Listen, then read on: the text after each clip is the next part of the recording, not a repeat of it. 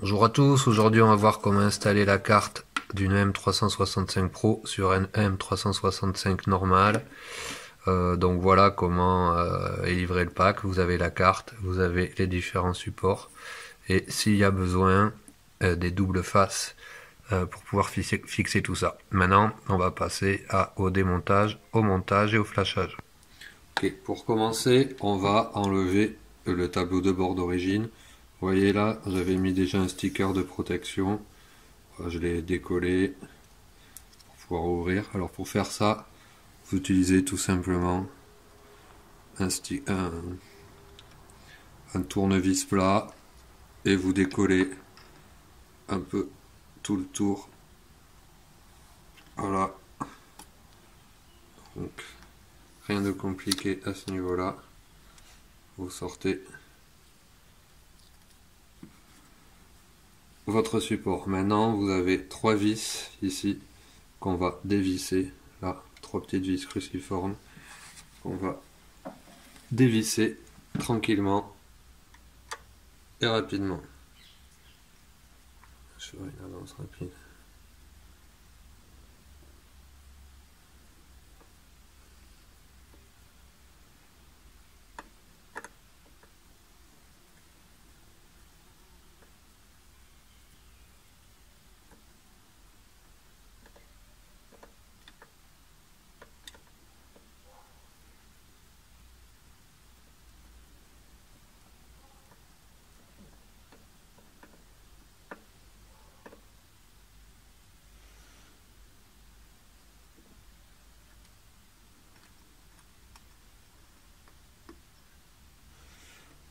Donc voilà comment on va enlever les vis pour pas les perdre.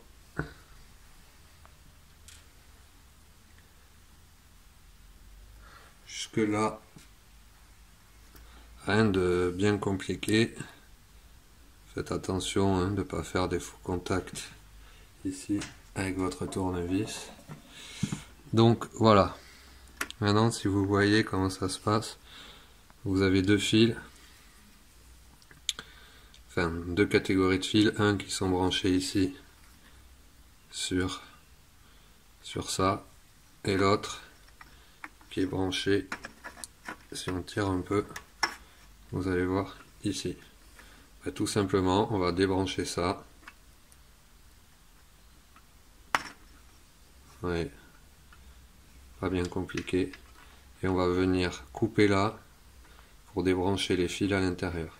Ok, alors on allait chercher un petit ciseau, on fait bien attention en coupant le serre-flex qui est ici, vous voyez.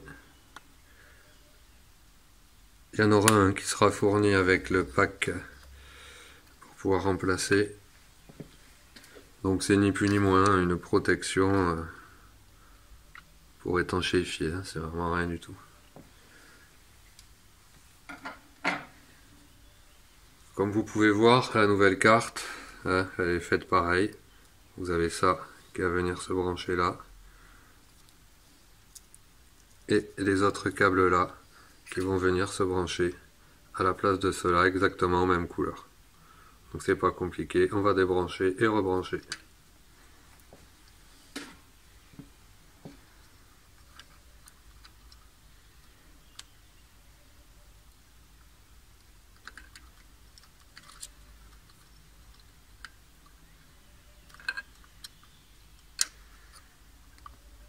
Voilà, attention de ne pas trop tirer sur les câbles eux-mêmes. Donc voilà, vous avez l'ancienne carte.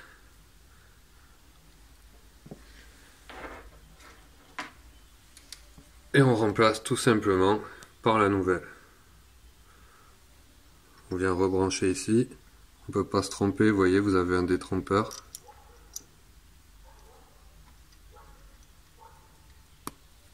Voilà. Pour les câbles, c'est pareil.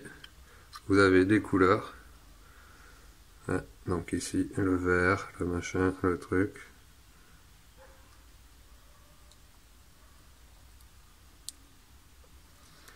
Voilà le premier. Deuxième, bleu, noir, rouge. Le noir rouge, il est là. Voilà. Le dernier, jaune et blanc.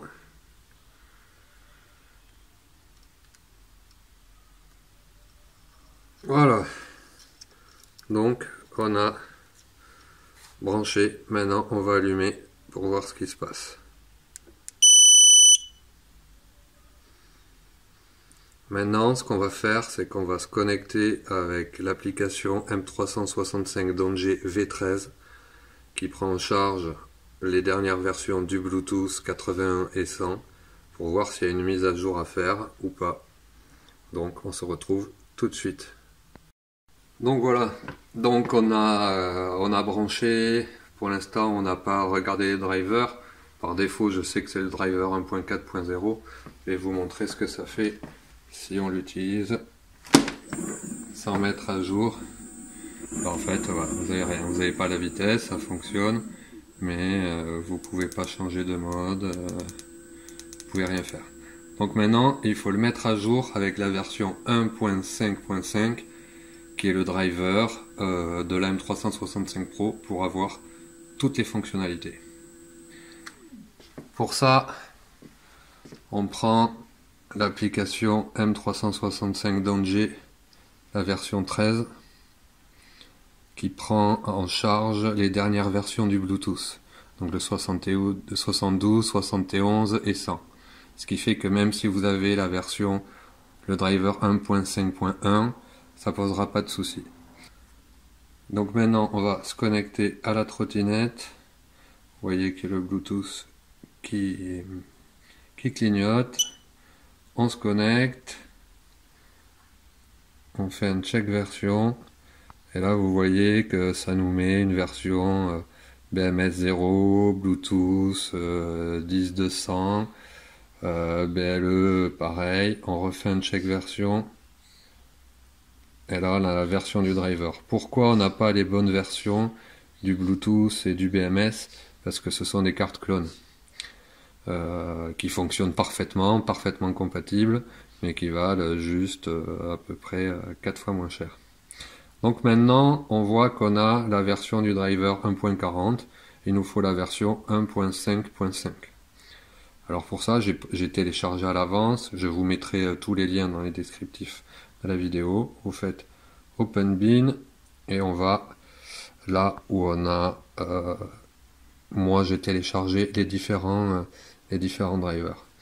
Donc vous avez le driver 1.5.5 gonka.zip, ce qui est le driver, je dirais, officiel modifié, hein, qui est sorti en premier, qui permet de débrider la vitesse, en sachant qu'on ne peut pas sur ces versions-là encore augmenter la puissance. On peut débrider les vitesses des différents modes. Voilà. Moi, pour ce faire, j'ai fait avec un Botox des drivers, des MRS 150 NSL différents. Pourquoi? Pour que ça puisse prendre en compte si vous avez des pneus 10 pouces, si vous avez deux batteries et des pneus 10 pouces, ou deux batteries tout court, ou une batterie tout court. Là, sur notre exemple, il y a une batterie supplémentaire, donc je vais prendre le MRS 140 NSL de batterie. Voilà. Non encoded selected, c'est normal puisque le 1.40 n'était pas encodé. Sinon, ça vous aurait choisi la bonne version du firmware. Maintenant, on y va et on flash. Alors voilà, on va laisser défiler.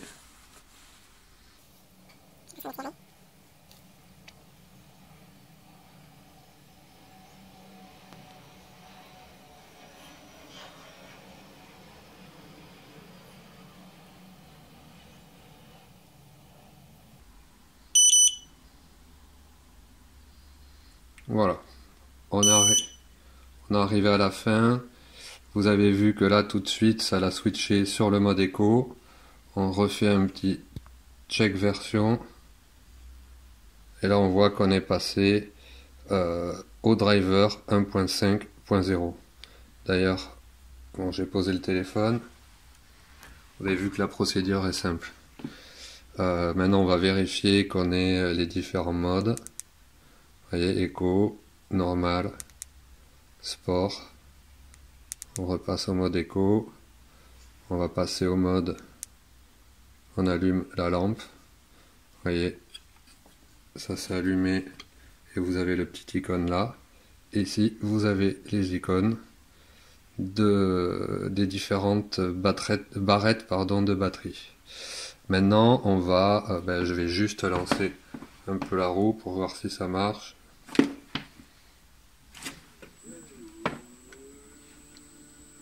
Donc je sais pas si on voit bien à l'écran, mais donc j'ai réglé le mode éco à 18 km/h. Voilà, ce qui est parfait. Maintenant, on passe au mode normal. Alors vous voyez pas bien, mais on est à 27, on est à 25 à peu près km/h.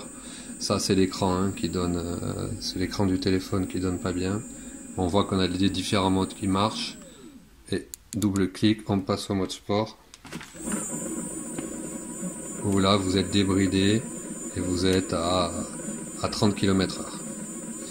Et on va remonter tout ça et puis je vais vous montrer ça une fois fini. Donc pour remonter, avant, on n'oublie pas, voilà, de remettre son petit bouchon pour étanchéifier, pour protéger, on va dire, les connectiques. Comme je vous dis, il y aura un Serflex de prévu. Ça sera pas celui-là, celui-là je l'avais sous la main. Il est un peu grand, mais voilà, le principe est le même, pas bien compliqué. On vient se reprendre là et on serre. On coupe le surplus. Si on y arrive. Voilà. On remet ça où on peut dans le fond. On réenfonce. Donc si vous galérez à re-rentrer ça, écoutez, dévissez le guidon. Et voilà, ça va vous aider à re-rentrer correctement. Voilà. Le fil de la carte. Et ensuite, on va revisser et on se retrouve. Voilà, on a remonté. Maintenant, avec le tableau de bord transparent fourni, qui se clip. Et si jamais il ne se clip pas, avec, il y a du papier double face. Voilà. On allume. On peut voir. On a mode éco, normal, sport, allumer la lumière, éteindre la lumière. Donc voilà, avec ça, vous avez votre installation du nouveau tableau de bord sur votre M365 normal et débridé.